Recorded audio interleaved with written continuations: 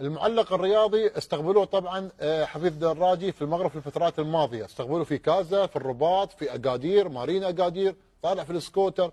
ناكر المعروف بصراحه، ناكر المعروف ابدا. ردك قاسي على المغاربه رغم استقبالك، وشربت عندهم الحليب والتمر وخدت ما شاء الله الاسواق، لفيت الاسواق وما خليت اي مكان، وجاي الان تنتقد المغرب للاسف الشديد.